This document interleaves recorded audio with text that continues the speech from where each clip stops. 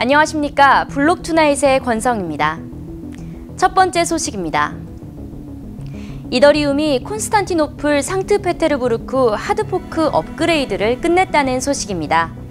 728만 번째 블록이 채굴되는 동시에 예정된 하드포크를 진행해 새로운 코드 탑재를 성공시킨 것입니다.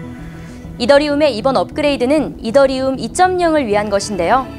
이더리움의 블록체인 합의 알고리즘을 채굴식 작업 증명에서 지분 증명으로 바꾸는 과정이라고 할 수 있습니다. 이번 업데이트로 인해 이더리움은 가스 효율화, 네트워크 운용 개선, 개발 편의 향상, 채굴 보상 조정 등을 할 수 있게 됐습니다.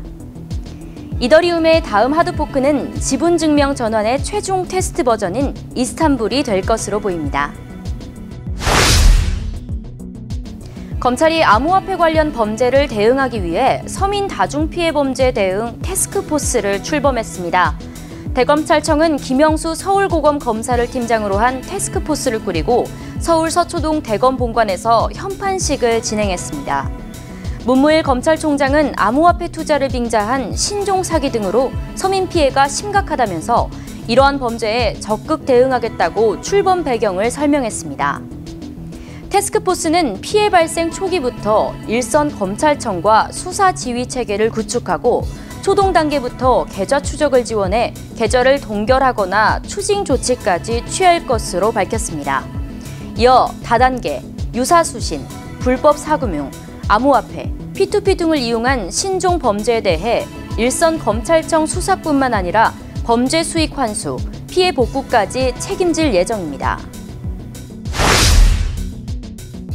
캐나다에 있는 암호화폐 거래소 쿼드리가 CX의 대표가 사망하면서 그가 보유한 거래소 자금의 행방도 알 수 없게 됐습니다.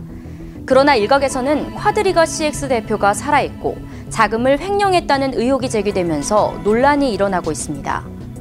외신에 따르면 지난해 12월 제럴드 코튼 쿼드리가 CX 대표는 인도를 여행하던 중 지병으로 갑자기 사망한 것으로 알려졌습니다. 문제는 그가 사망하면서 관리하던 거래소 프라이빗키의 행방도 알 수 없게 됐다는 것입니다. 쿼드리가 CX의 대표가 관리하던 프라이빗키가 없으면 거래소 자금 1억 5천만 달러도 찾을 수 없게 됩니다. 이 금액은 한화로 1,689억 원에 달합니다. 논란이 커지자 쿼드리가 CX의 감사기관인 어니스트 앤 영은 조사에 나섰습니다. 조사 결과 쿼드리가 CX의 비트코인 콜드 월렛은 비어있던 것으로 확인됐습니다.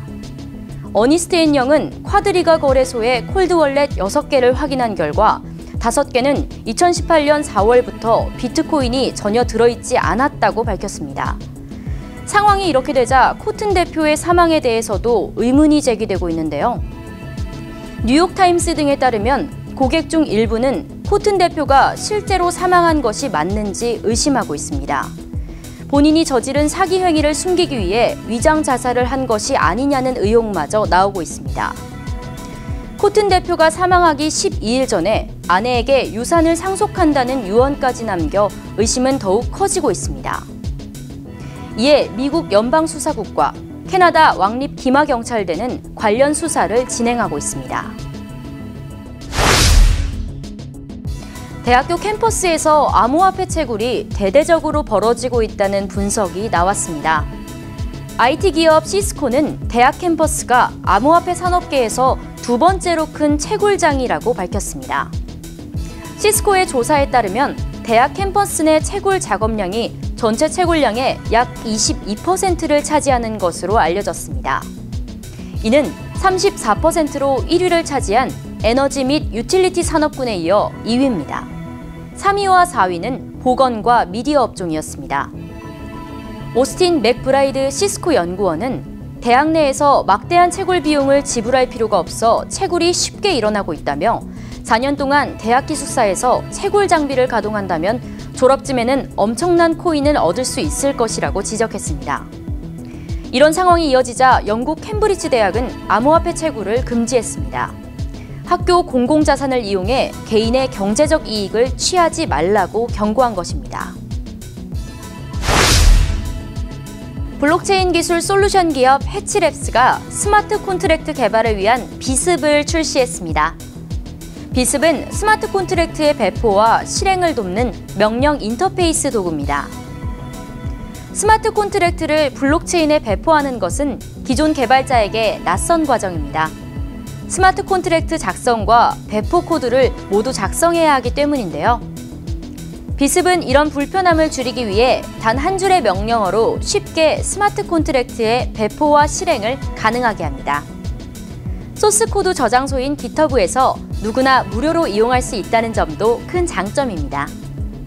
개발사인 해치랩스는 비습을 통해 개발자들은 개선된 블록체인 서비스 개발 환경을 사용할 수 있고 개발 및 운영 시간을 단축할 수 있을 것이라며 오픈소스 프로젝트이기에 많은 개발자의 참여를 기대한다고 말했습니다. 블록 투나잇을 마칩니다. 시청해주신 여러분 감사합니다.